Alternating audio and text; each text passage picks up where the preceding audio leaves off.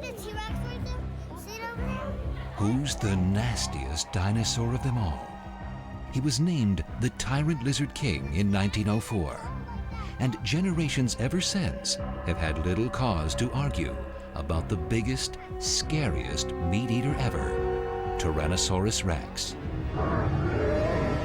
He's the real-life monster from Central Casting, the bloodthirsty villain of scores of movies. T-Rex has become a toy merchant's dream product line, and lately, even an auctioneer's multi-million-dollar prize. A Tyrannosaurus rex, known as Sue, $7,600,000. So what's the source of T-Rex's enduring charm? 7 tons of carnivorous fury, a head the size of a meat locker on a body bigger than a school bus, dagger teeth as long as railroad spikes, capable of ripping off 500 pounds of flesh in a single bite. But 2 new dinosaurs have been unearthed, which may be even larger and just as deadly. They were cousins who lived half a world away from T-Rex and long before it. They pose the most serious challenge ever to the throne of the Tyrant Lizard King.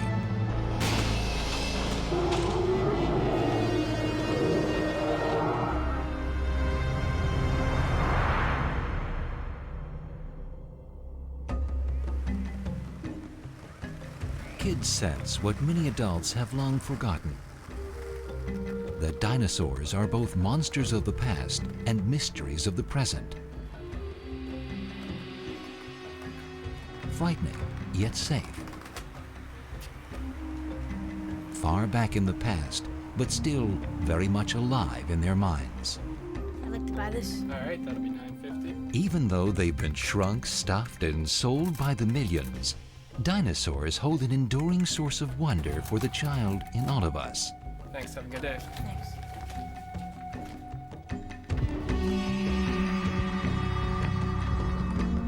And the bigger and more terrifying the dinosaur, the better.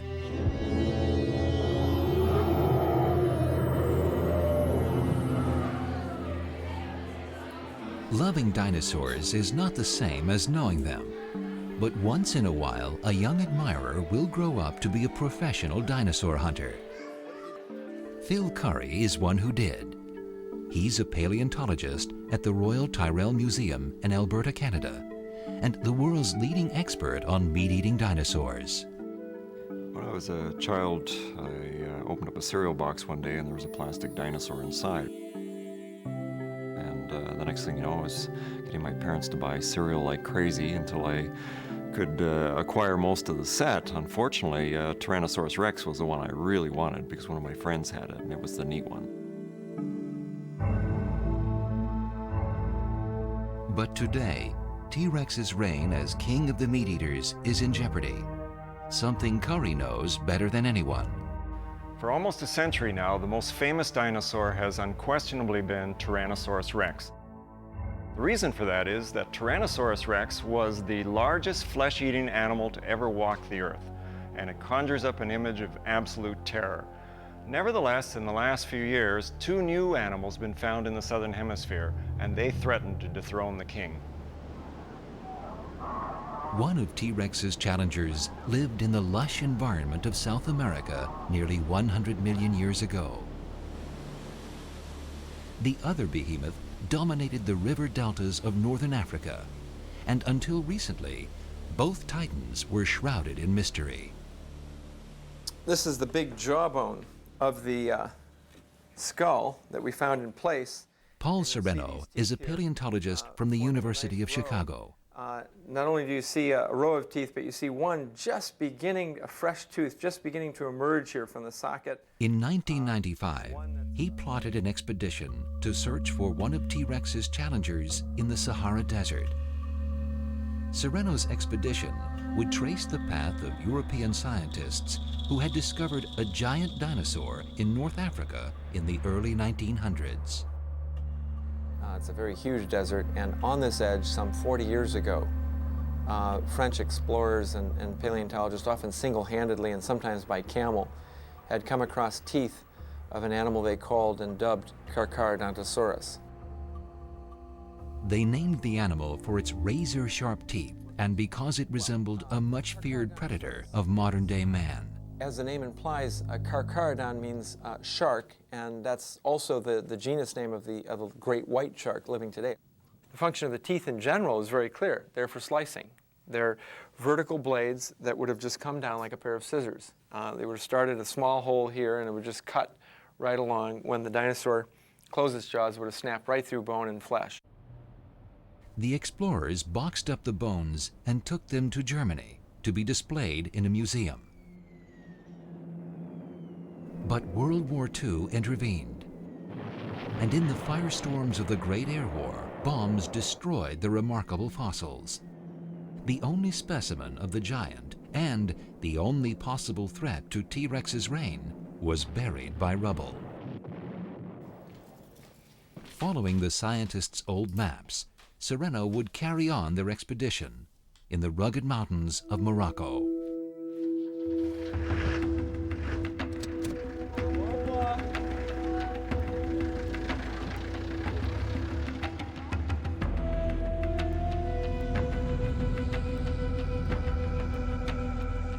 His team headed across the desert, searching the sands, but coming up empty-handed. What made it especially tough going, in fact, it was physically the toughest expedition I've ever run, was the fact that you were exploring and looking for fossils on the face of a cliff. And your job was to scale that cliff day in and day out in 100 to 120 degree heat, and basically looking for patches of rock that were exposed that might house the bones of animals that we yet really didn't know much about. Under the blazing sun, Sereno lost nearly a pound a day. Weeks had passed and the team had still found nothing. They were in their last days of prospecting on high cliffs when Sereno finally found a piece of skull. And I turned it over and I saw this hollowing, and I knew that right away, and also by the sort of the structure of the brain case, that we were dealing with a predatory dinosaur. And the question was this the tail end of a skull that had weathered out millions of years ago, or was this the tip of a skull, the rest of which was in the cliff? Spread out over the cliff face, the team hunted feverishly for matching pieces. We were in the last week of the expedition. It could be a thrilling finale to our expedition. I found nothing. I came back and I puzzled over this bone, almost breathless. I went back up the cliff face, and that's when I saw, perched on a little pedestal of rock, a cut face of bone that matched the piece that I was holding in my hand. It was about 20 feet up. And I scaled back up there, and I could fit this piece right on, and I knew that the skull was going into the cliff. So look at this. Have you guys seen the teeth? This is incredible. You know, well preserved they are. They're huge. What we eventually did was go into the side of the cliff. We had to remove tons of rock over this because the skull kept on going in until we could surround the skull and take it down off the cliff. Then this is the right cheek bone with all the teeth in it. And we can see 1, 2, 3, there's a replacing tooth here, 4, 5, 6, 7, 8. As difficult as it was to excavate the skull, it was a bigger problem finding the rest of the animal, which was scattered by an ancient river. What we had was a big river that was transporting lots of bone matter downstream. Most of the time we'd find teeth or small pieces of bone broken up and rolled, sometimes for as many as 50 miles.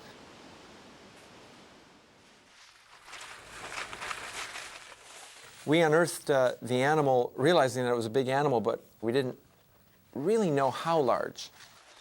The team was fortunate enough to recover crucial parts of the jaw, including the cheekbone, called the jugal, which would help them estimate the total size of the skull. Back in Chicago, when the team measured the jaw and its components, they discovered that the skull was 15% bigger than the specimens destroyed during World War II.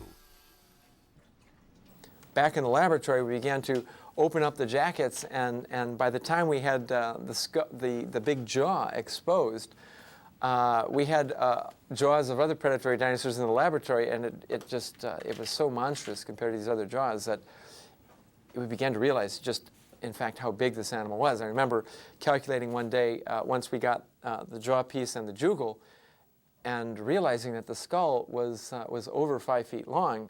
This was an enormous animal. On the other side of the globe, in Patagonia, Argentina, another dinosaur find would startle the world. This barren ground is rich hunting for dinosaur fossils. The wind constantly blows across these plains, exposing layers of rock 100 million years old. It was here in 1993 that an amateur dinosaur hunter, Ruben Carolini, stumbled across a huge bone. He called Rodolfo Correa, a South American paleontologist with a passion for dinosaurs. For me, dinosaurs is the most important thing in the world. Working with dinosaurs, I wanted to do since I was a kid. As Correa and his team headed across the Badlands, he often thought about what life was like millions of years ago. As I was driving into the field, I can imagine all these giants walking around and shaking the earth. Compared to Paul Sereno's excavation high up in the cliffs of Africa, Correa's was less demanding and more rewarding. Not only were the bones lying near the surface, but they formed an astonishingly large percentage of the dinosaur's skeleton. First time I came here was in August of 1993. In that time, we spent 4 weeks working in this site, and we recovered about 70% of the animal.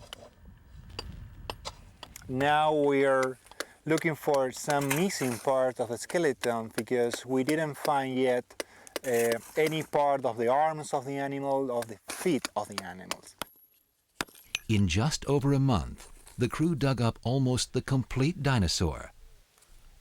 Among the still missing bones is the jugal, which is just as important to Correa as it had been to Paul Sereno. Also like Sereno's find, Correa's dinosaur was discovered in an ancient riverbed, which created problems in finding pieces of the skull. We saw that the currents of the stream affected more the head part of the body than to the tail. The whole skull was discovered completely disarticulated, and the pieces, every piece of the skull was found separate from the others. To raise money needed for the reconstruction of the dinosaur, Correa teamed up with an American science writer and dinosaur popularizer, Don Lessem. You want to try? Find me a jugal, please, Don. Lessem would help bring the discovery to the world's attention. Now, if I knew what I was doing, and I had phenomenal luck, I would find the jugal bone. That's what I'm most hoping to find here. And Rodolfo, too, I think. It's the one missing bone from the skull that would tell us even more definitively about the shape of the entire skull. The death of all dinosaurs is a source of endless mystery and speculation. And despite Correa's discovery of a nearly intact skeleton, he will never know why this animal chose this very spot to lay down and die. What we do know is that it wouldn't see the light of day for another 100 million years.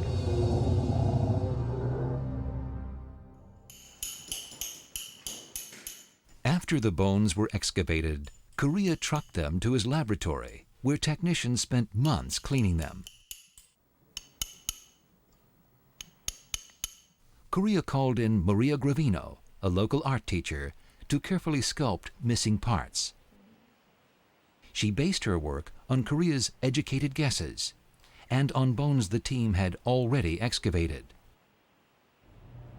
Then, temporary casts were taken and transported to a nearby museum, where they were laid out alongside the real bones on a dirt floor to form the first look at the full dinosaur. Compared to the head of the dinosaur, the back end was preserved nearly intact. You call them hemoarches, I call them the chevrons, these little pieces that stick down from the tail. To me, it's unusual to find so many of them in such good preservation. We were very lucky that the tail was found practically in articulation, and the sequence of the vertebrae was very well preserved. And beside every vertebrae, we found the different, all of the chevrons that we get. No, we're just dealing with a lightweight cast here, but how much would this have weighed in real life? Oh, the real bone of the fossil bone could be about 80, 90 kilos in weight. 200 pounds for one bone. Right.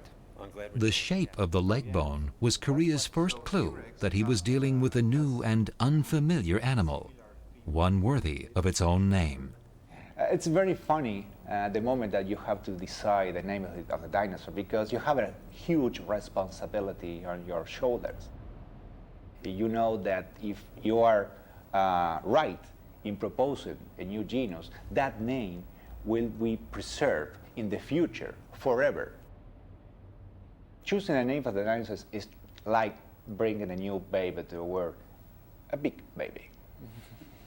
Giganotosaurus means giant reptile from the south.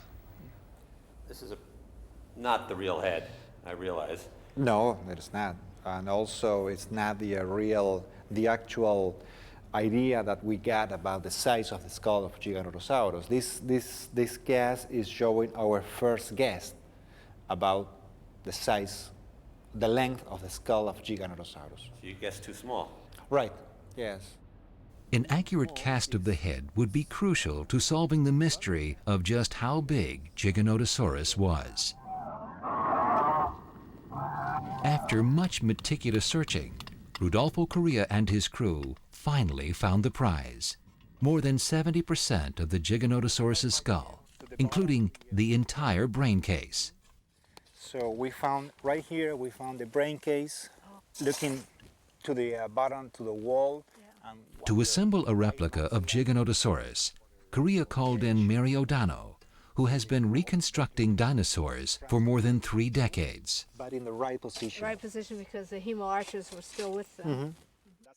She compares this present-day dig to the earliest days of dinosaur hunting in the American West. It's like the 1880s. My thoughts are finding this vast amount of material, new material, and all over this continent that has never been known before. To help Correa get a more accurate measurement of Giganotosaurus, O'Donnell created molds of the bones and brought them back to her lab in Los Angeles. There, with the help of a team of workers, she began to cast the whole dinosaur. Painstaking work that would bring Giganotosaurus to life in 3 dimensions. Several months into the project, Maria Gravino arrived from Argentina to help link her sculpted bones with O'Donnell's cast.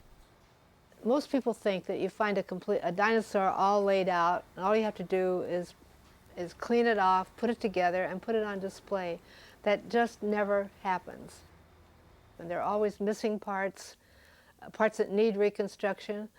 So I learned to model and to make molds on missing parts. Only a handful of people in the world specialize in casting dinosaurs. Mary O'Donnell's been at it for over 30 years. In 1966, when the LA County found a T-Rex skull, that was the largest skull in existence at that time. And I got to work on that. And I thought, that is the best thing that ever happened to me. It'll never happen again. After months of difficult work, the final cast of the head is ready to be made. Polyester resin, thickened with talc and white paint, is brushed on the solid areas of the rubber mold. This material, just painted by itself, is not very strong. It'll be backed with glass cloth. strips of glass cloth, and then it becomes very strong. Once the glass cloth is applied, the resin begins to dry, a process which can take an entire day. And while the resin dries, O'Dano and the crew work quickly to clamp and bolt the many sections of the beast's head together. Rudolfo Correa has come from Argentina to check in on the process and help pull the mold. We're all feeling pretty apprehensive about this first cast. It's the first reconstruction for this skull. It's the largest of its kind. It's an entirely new animal. We're hoping very much that the cast will come out good and be a success. Finally, after a half a year, the time has come to pull the mold and see if their effort has paid off. This is a huge mold with a lot of underhangs, a lot of nooks and crannies that are going to be difficult to separate the mold from the cast. Yeah, get your fingers in here. The fingers in here and it'll pull. And when I say pull it, it means we'll be pulling on that. It'll be under a great deal of stress to remove the silicone rubber from the cast.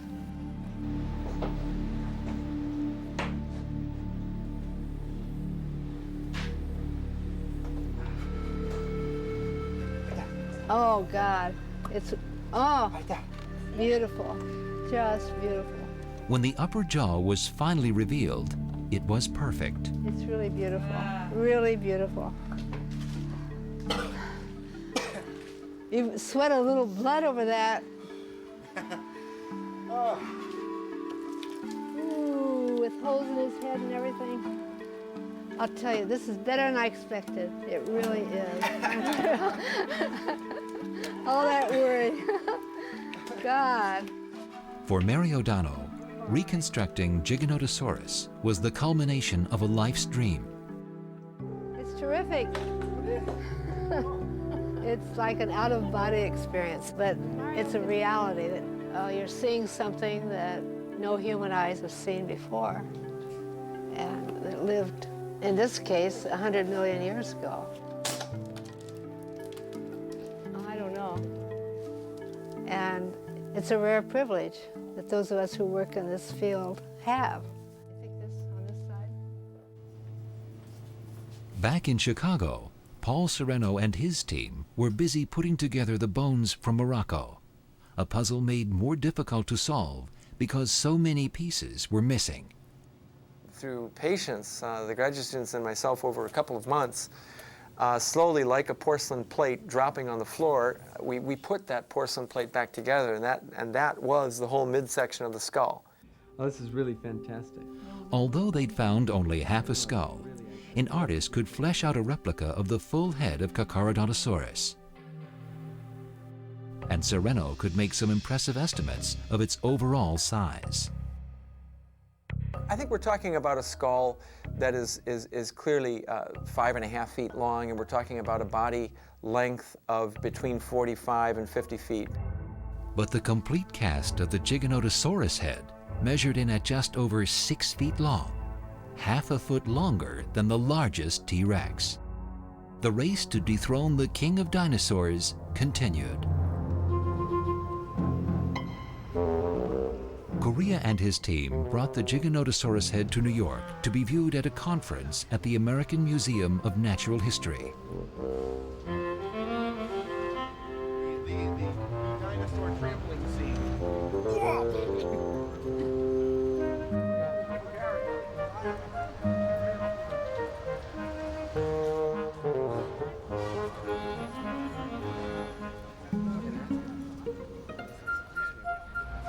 Even New Yorkers who thought they'd seen everything were surprised at the sight.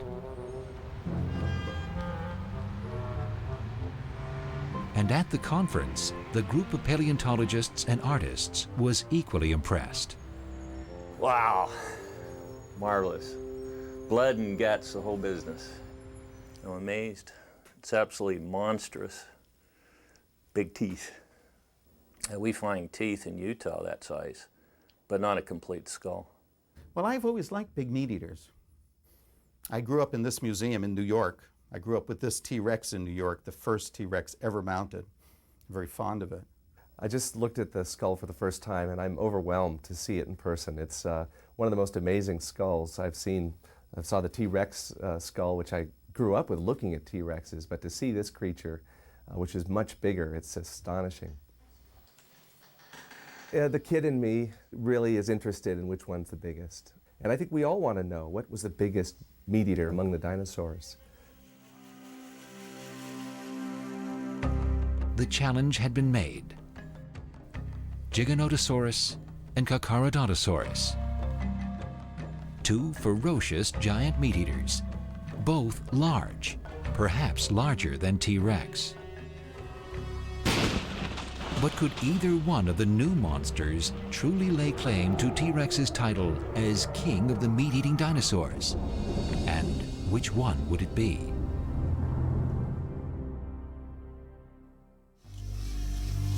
As word spread of the discovery of two giant dinosaurs which might dethrone T-Rex, paleontologists wanted to know how they evolved and how closely they were related. Both Carcharodontosaurus and Giganotosaurus walked the Earth about 100 million years ago. Their bodies were similar in shape, but one lived in Africa, the other in South America.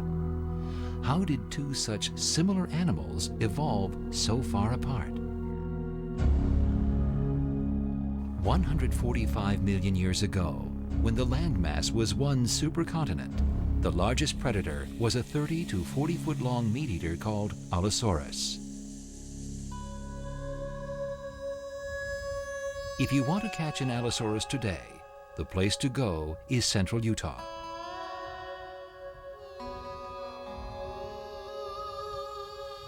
The Cleveland Lloyd Quarry near Price has produced a phenomenal jumble of allosaur bones in the last 2 decades, enough to remake 44 dinosaurs.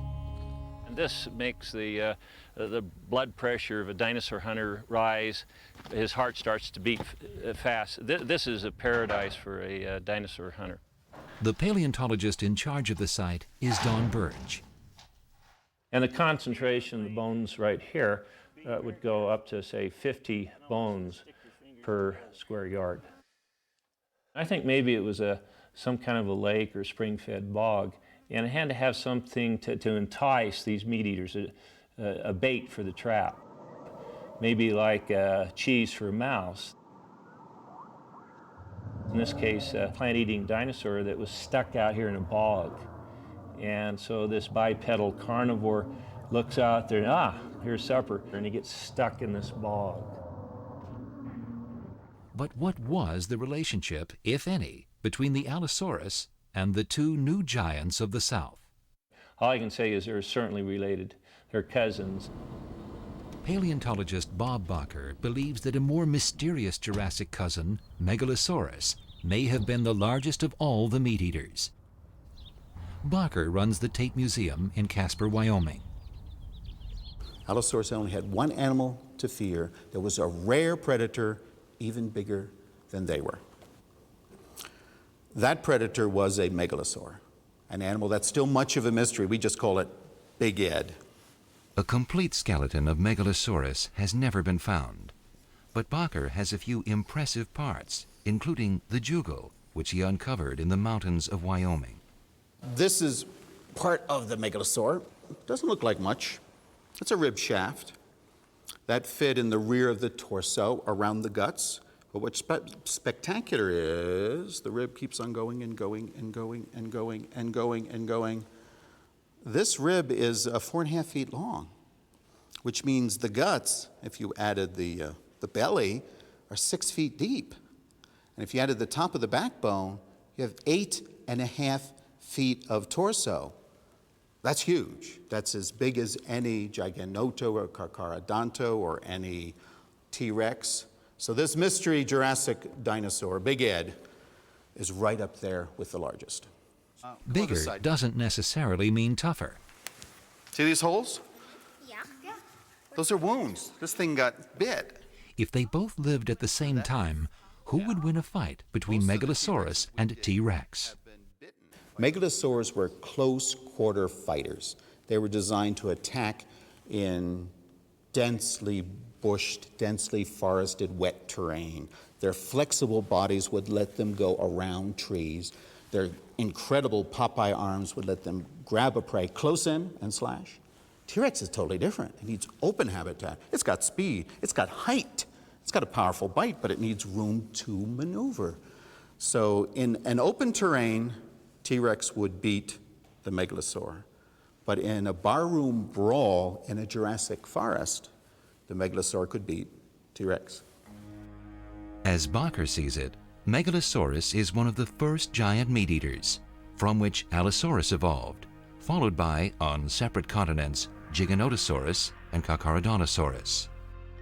The megalosaurs are their own distinct family, but they're very close to the root, the trunk of the family tree of every single giant meat-eater and little meat-eater that came afterwards. They're the patriarchs of these predators. But T-Rex evolved on a separate evolutionary branch. I have no doubt at all that Carcharodontosaurus and Giganotosaurus are in the same family. Tyrannosaurus is not only in a different family, but those families are certainly more remotely related to each other. If we look at Giganotosaurus and Carcharodontosaurus, they're like brother and sister. Compare that to Tyrannosaurus, and it's more like a third or fourth cousin. The older Jurassic giants, Allosaurus and Megalosaurus, were lords of a slowly dividing world. Dinosaur evolution comes in two acts. The first act, all the world was one stage. If you were a giant meat-eater, a Jurassic meat-eater, a megalosaur, an allosaur, you could walk and spread your genes from one continent to another. Every place had the same fauna. By the middle of the next dinosaur period, the Cretaceous, the Earth was taking on a more modern shape, splitting into two continents, north and south.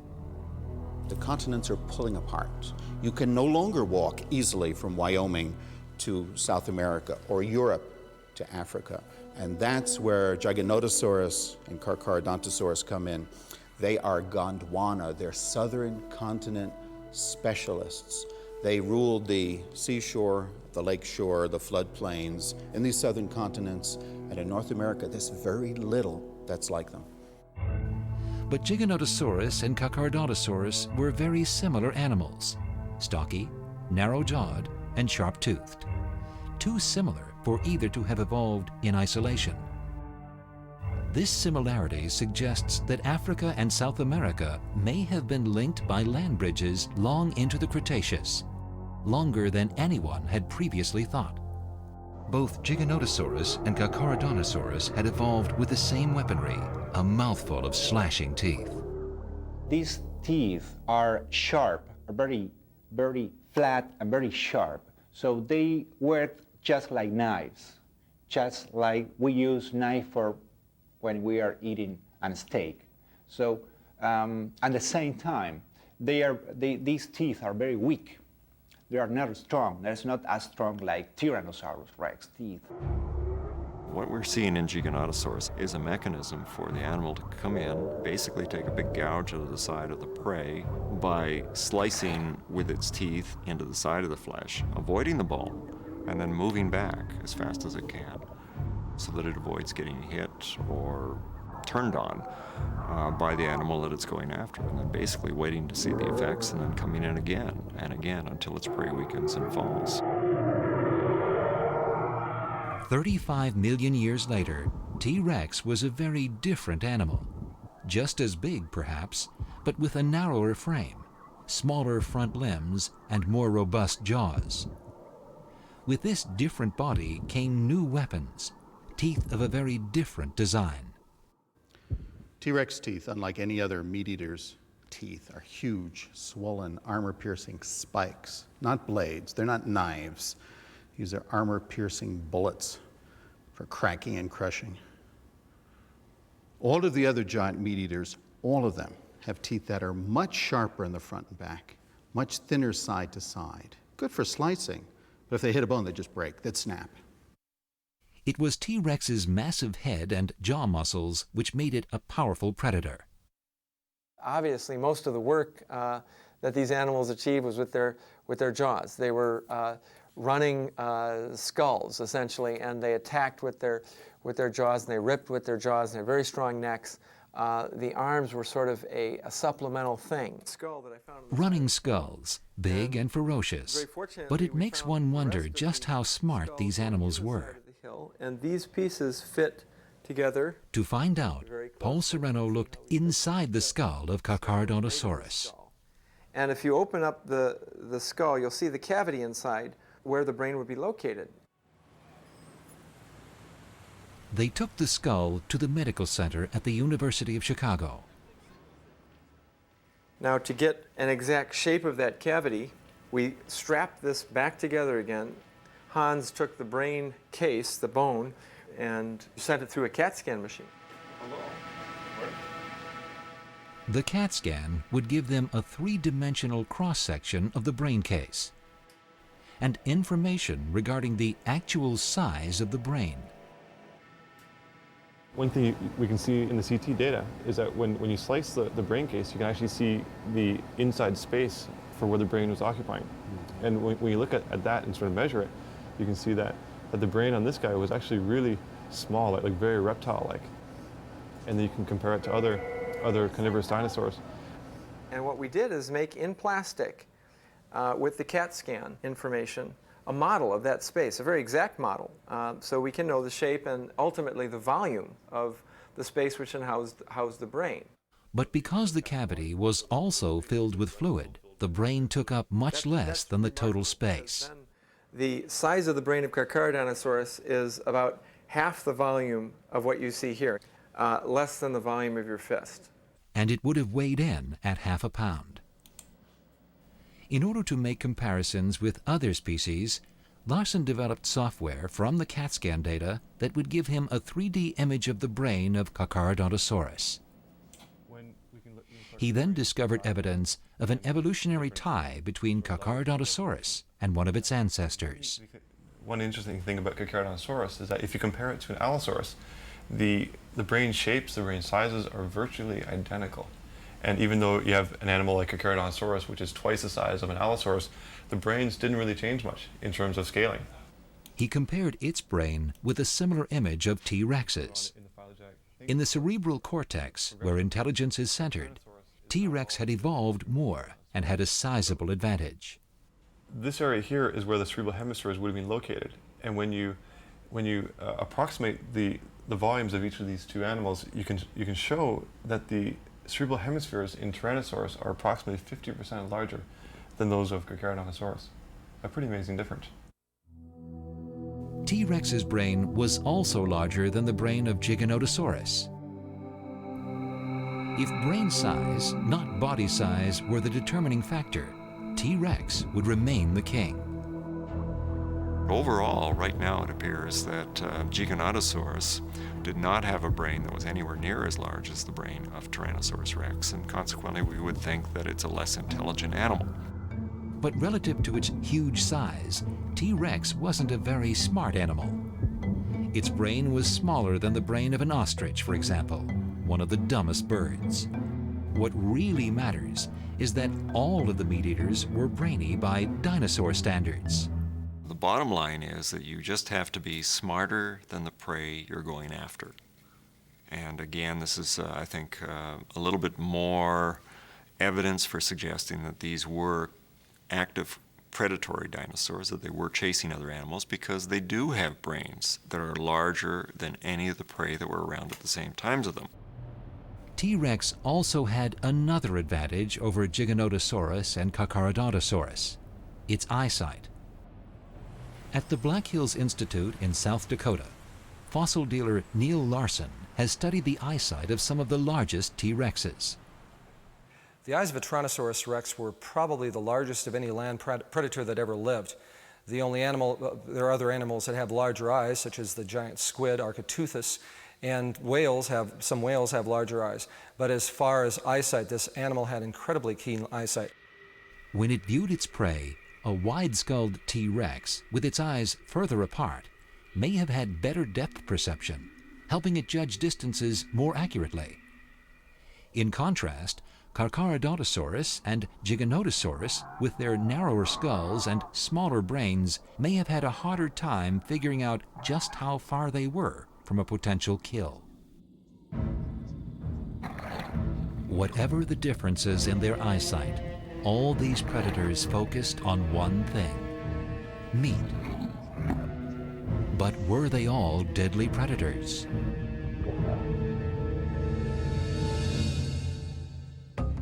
Giganotosaurus and Carcharodontosaurus, two huge meat-eating dinosaurs from the south.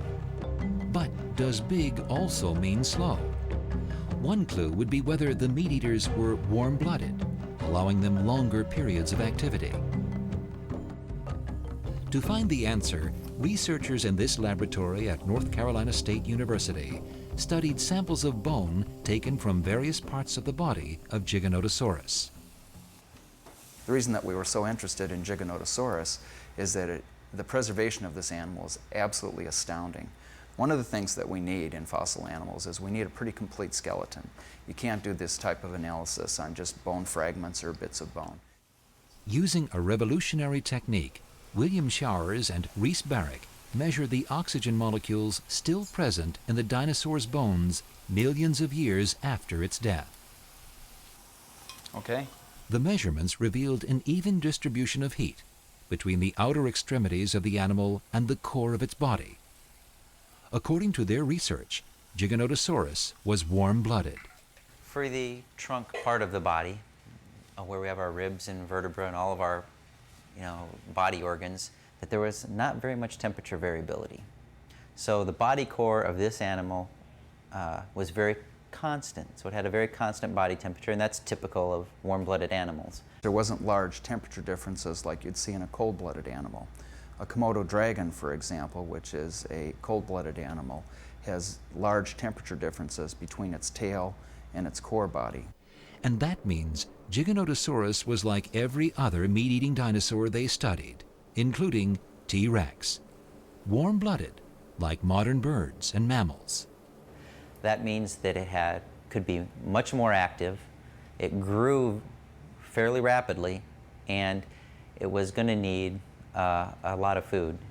In essence, relative to modern animals, if we want to make a comparison, Giganotosaurus very likely had to eat on a daily basis the same amount that perhaps a whole pride, maybe 2 prides of lions would have to eat.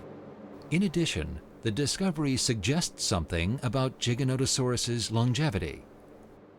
It's hard to tell, but it's very likely that these guys lived in the same order of magnitude as modern elephants do. So they could live, maybe 20 to 50 years or something like that, as opposed to living 120 years if they happen to be, with a reptilian metabolic rate.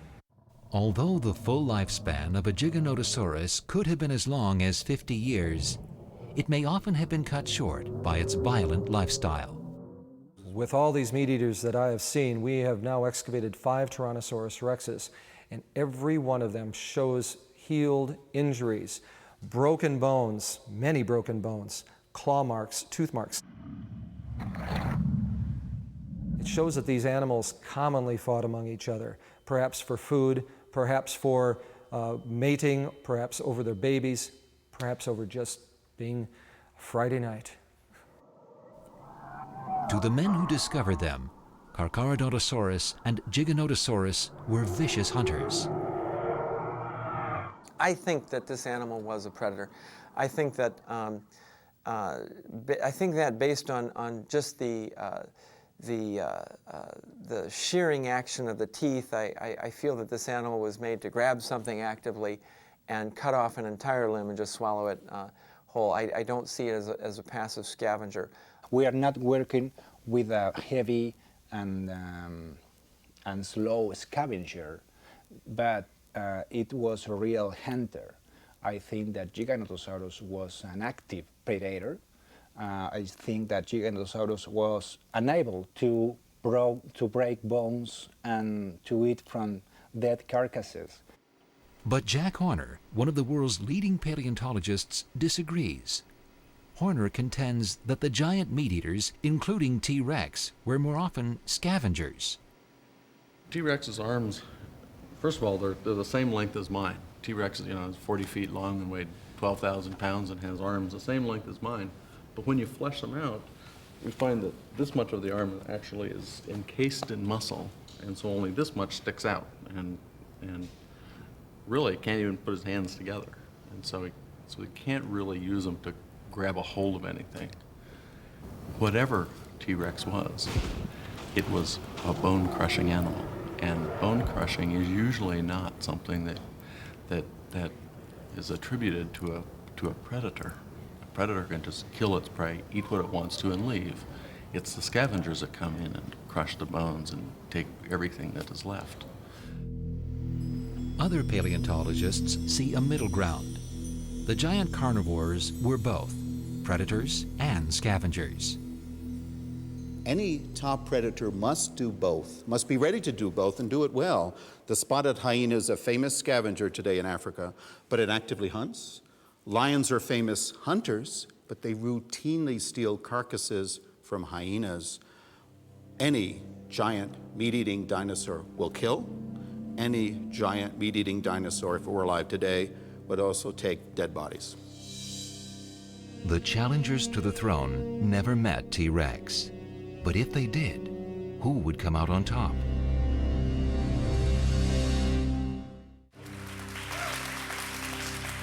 So kids, are we ready? Are we ready for the year of the dinosaur? All right, here we go. Finally, the public had a chance to see Giganotosaurus go head-to-head with T-Rex for the first time. Everyone, we're going to count down from 5. 5, 4, 3, 2, 1. Are we ready? Mary O'Donnell's full-scale cast of Giganotosaurus was erected inside the Academy of Natural Sciences in Philadelphia.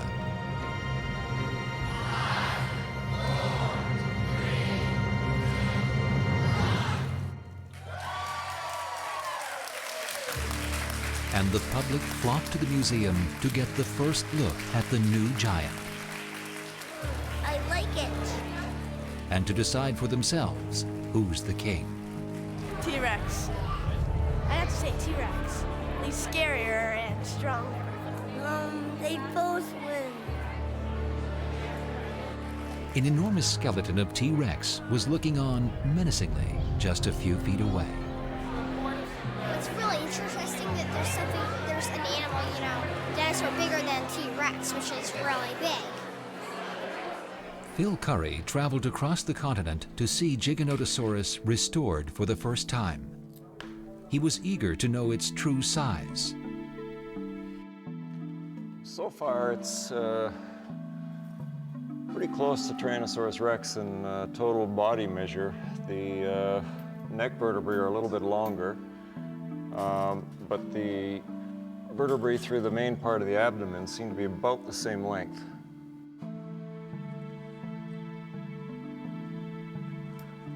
.8 feet.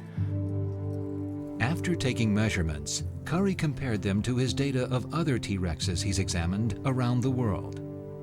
He concluded that Giganotosaurus is just over 40 feet in length, slightly longer than the largest T-Rex. Overall, then, it appears that Giganotosaurus definitely has a longer skull, and you would expect that because of the way the musculature is orientated at the back of the head. It's got a longer femur, but the tibia and the metatarsus are shorter, and the overall length is about the same. In terms of weight, when we look at the circumference of the femur, it's a good way to estimate the actual weight of the animal. And there's no doubt at all that in that measurement, Giganotosaurus seems to come in as a much heavier animal than T-Rex and may outweigh it by as much as 30%. And how does Giganotosaurus compare to Carcharodontosaurus? If we look at Giganotosaurus, it's about the size of this one we have behind us. When we get more, we need to get more specimens to be able to say what the range of body size was. I think we can clearly say they overlapped. And their maximum body size may have been very similar. So in the final analysis, Has T-Rex been dethroned as king of the dinosaurs? If you ask me, and people have, they do continuously, which of the 5 or 6 or 7 giant meat eaters is the ultimate king, I'd still have to say Professor Osborne was right in 1904 when he named this animal Tyrannosaurus rex, the tyrant lizard king. Because when push comes to shove, this animal bites much harder, penetrates more deeply than any other dinosaur. So has Tyrannosaurus rex been dethroned? I don't think so. I think the Tyrannosaurus rex is still one of the largest, maybe not the largest, but certainly one of the largest. And in terms of its speed, in terms of its ability to process meat, and in terms of its intelligence, this dinosaur is still by far the most sophisticated. So as long as we keep looking at more primitive forms like Carcharodontosaurus and Giganotosaurus, I think that Tyrannosaurus rex still doesn't have to worry. We now know there were dinosaurs larger than T-Rex. Perhaps one day, even larger killers will emerge. It's likely, in fact, with a new kind of dinosaur discovered, on average, every 6 weeks.